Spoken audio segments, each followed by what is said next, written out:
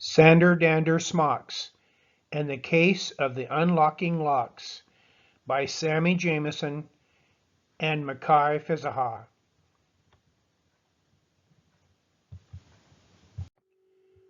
Gussie was surprised to get a call from her dentist husband Frank, who was at work. "Gussie, is our butler Sander there?"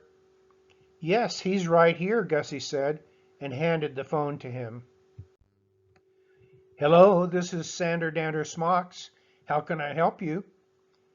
"Sander, this is Frank calling from my dental office. Our cleaning lady Molly needs your help. She is down at Acme Storage Lockers and she can't get her lock to unlock.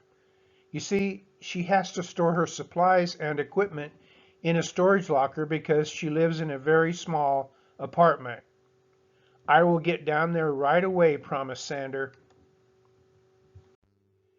Sander went to Acme Storage Lockers and met Shane, the manager, and Molly in front of her rented locker.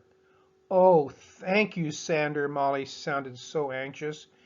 "If I can't get into my locker to get my supplies and equipment out, I can't go to my cleaning job this evening." "Don't worry," assured Sander. "With God's help, we'll figure out how to unlock your lock, or my name isn't Sander Dander Smocks." Sander said, "Molly, I noticed that you have one of those smart padlocks. How long have you had it?" "I'd guess going on 3 years," said Molly. "Have you ever changed the battery?" asked Sander. No," Molly answered. "I forgot that it even had a battery."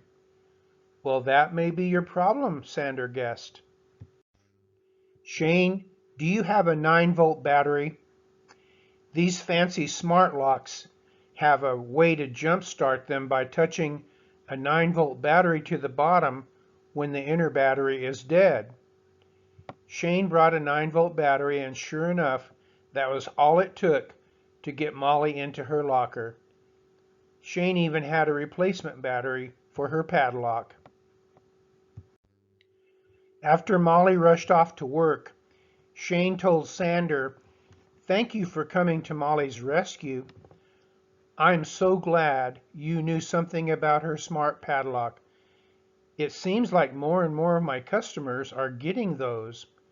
Thanks to you, now I know about the batteries.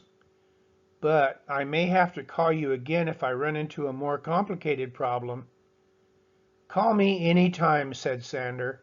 "I would be more than happy to help if I can."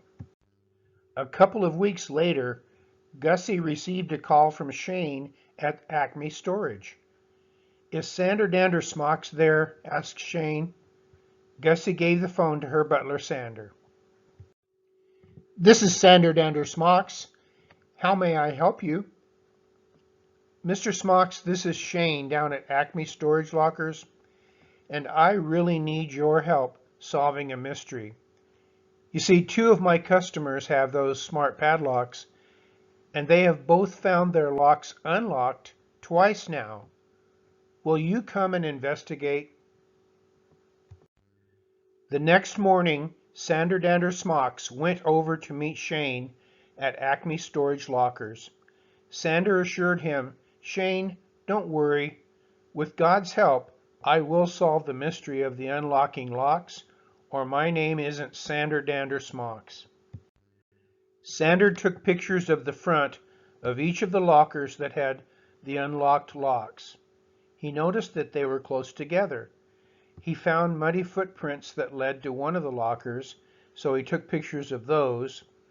He reviewed the security videos for the last month and concluded that no one had climbed the fence to get in. In the office computer, Sander found the record of when the 2 locker owners entered their code to open the front gate. He decided to call each of the locker owners to ask them some questions. He wanted to know the days and times that they had discovered their locks unlocked. And did they know one another? Next, he wanted to know if they used Bluetooth, Wi-Fi, or fingerprints to open their locks. Turns out they didn't know each other, but they both used Bluetooth to open their padlocks. Sander asked both men to meet him at their lockers later that afternoon. When the locker owners got there, Shane introduced them to Sander. Philip and Greg, this is Sander Dander Smocks. He has been helping me investigate the mystery of your unlocked locks. Nice to meet you both, said Sander. I discovered something interesting, Philip. On the day before you found your lock unlocked, Greg was here getting things out of his locker. And Greg, on the day before you came and found your lock unlocked, Philip had been here at his locker. What are you saying? Greg asked. I know it's a long shot, Sander admitted, but I asked you both to be here to rule out something. Because you both use Bluetooth to unlock your padlocks, it could be possible that you are unlocking both locks at the same time. Philip said, That sounds crazy, but it will be easy to prove or rule out. Philip pointed his phone at his padlock and sent the PIN code, and sure enough, both his and Greg's locks unlocked. Shane said, Well, that explains how the locks are getting unlocked. Yes, said Philip, but it doesn't explain why this happened. How could we both have the same PIN number? Asked Greg. Sander Dander Smocks offered his best guess. Tell me, Philip, did you use your birthday for your PIN? Yes, I did, admitted Philip. Well, that's very normal, assured Sander, but now I want you to tell me what it is and then plan to change it later. Yes, I'll change it. My birthday is July 2nd, 1972. So 7272, is that correct? Asked Sander. No way, exclaimed Greg. That is my wife's birthday, and that's the same pin we use for our smart lock. All three of them had a good long laugh over that. So both Philip and Greg changed their PIN numbers and had no more problems. And that is how Sander Dander Smocks solved the mystery of the unlocking locks.